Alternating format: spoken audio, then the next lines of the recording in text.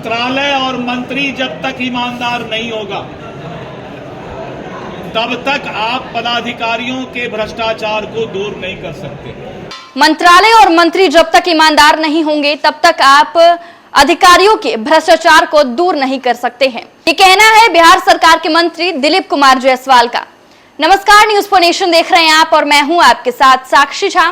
देखिए, बिहार कैबिनेट के मंत्री दिलीप कुमार जायसवाल ने 4 दिनों में 37 बड़ी कार्रवाई की है और इसको बताते हुए मीडिया कर्मियों से वो बताते हैं कि जब तक मंत्रालय और मंत्री ईमानदार नहीं होंगे तब तक अधिकारियों के भ्रष्टाचार को दूर नहीं किया जा सकता है। और साथ ही किस तरीके से उन्होंने 4 दिन में 37 बड़े कामों को बड़ी गंभीरता के साथ देखा है, उस पर भी वो क्या कुछ कह रहे हैं, पहले आपको सुनवाते हैं उनकी बातों को।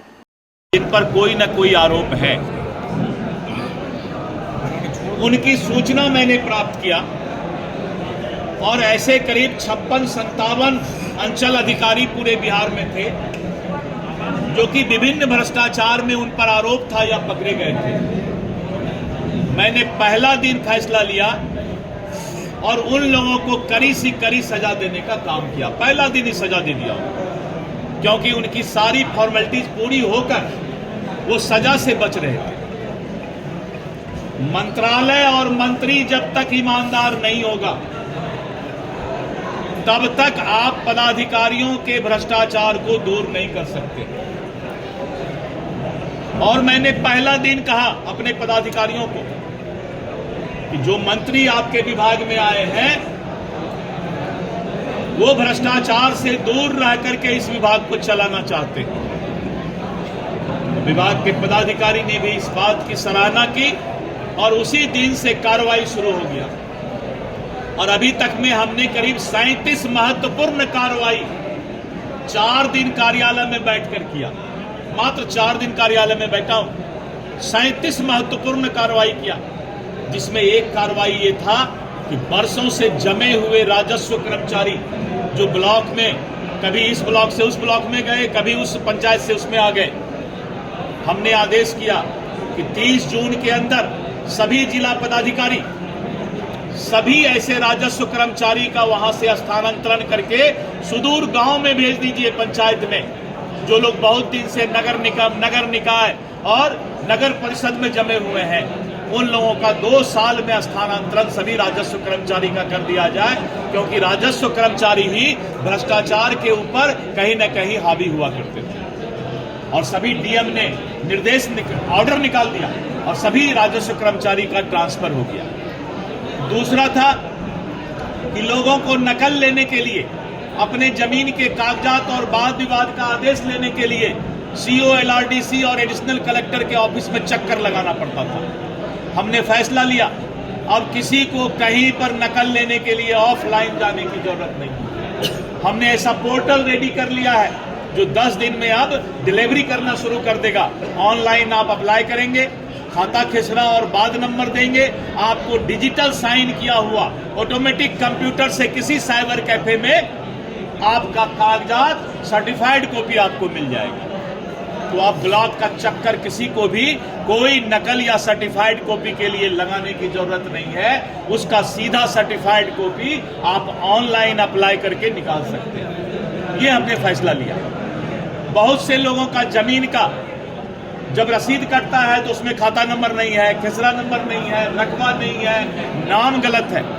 हमने परिमार्जन प्लस पोर्टल अभी इंट्रोड्यूस किया है और अब कोई भी आदमी अपने जमीन का कोई भी करेक्शन ऑनलाइन अपना डाल करके कर सकते हैं और ऑटोमेटिक उनका ऑनलाइन करेक्शन होने का काम होगा।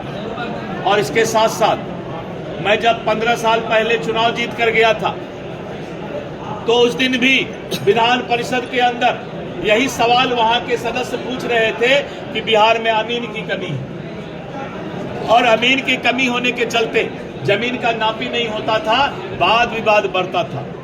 आज कोर्ट में, सिविल कोर्ट में 37% मामला जमीन का ही है और लॉ एंड ऑर्डर का भी प्रॉब्लम होता है। थाना में भी रोज जमीन विवाद को लेकर के केस होता है। हमने फैसला ले लिया समयबद्ध फैसला करने का और पोर्टल पर एक एक चीज दिखाई पड़ेगा। जितने लोग ऑनलाइन अप्लाई करेंगे हम सारे चीज को पटना में बैठ करके देख सकते हैं।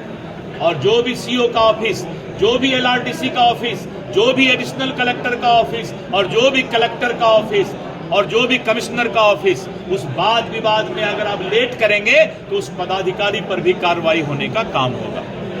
ये सारा चीज हमने जो है अभी मात्र 4-5 दिन ऑफिस बैठकर किया है।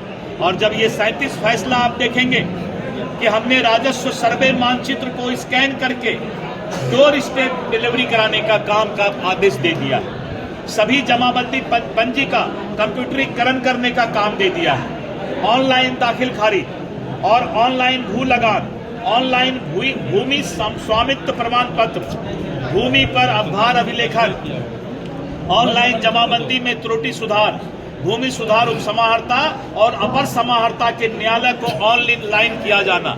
अभी तक सीओ का ऑफिस ही ऑनलाइन था। एलआरडीसी एक मामला को 6-6 महीना लटका कर रखते थे। अब मैंने एलआरडीसी और एडिशनल कलेक्टर के भी कार्यालय को, न्यायालय को ऑनलाइन कर दिया। और जो भी सुनवाई होगा ऑनलाइन आप उसको देख सकते हैं कि आज क्या सुनवाई हुआ। ये एलआरडीसी और एडिशनल कलेक्टर अपर समाहर्ता को भी अब करना होगा। राजस्व के अभिलेख को डिजिटल में करवा रहा हूं। सर्वे और रीसर्वे 16 जिला में चकबंदी और सर्वे का काम चल रहा है। हमने अभी आदेश दिया है कि सभी जगह सर्वे और चकबंदी का काम शुरू किया जाए, क्योंकि हम 10,000 अमीन की बहाली इसी महीने के अंत तक करने जा रहे हैं और 10,000 युवाओं को रोजगार मिलेगा। नीतीश कुमार यानी रोजगार का एक बौछार होने जा रहा है और राजस्व विभाग बहुत बड़ी संख्या में अमीन और राजस्व कर्मचारी कानून को ये सब की बहाली करने जा रही है। 1 महीने के अंदर हम बहाली करने जा रहे हैं। अब किसी को भी जमीन मापी के लिए ऑफलाइन दौड़ने की जरूरत नहीं है। ई मापी ही अब उनको ऑनलाइन ही अप्लाई करना है। और इस तरह करके हमने जो है बहुत सारा फैसला लिया है। राजस्व विभाग बहुत ही तेजी से काम करेगा। मंत्रालय ईमानदार होगा, मंत्री ईमानदार होगा और जब हम वहां ईमानदारी रखेंगे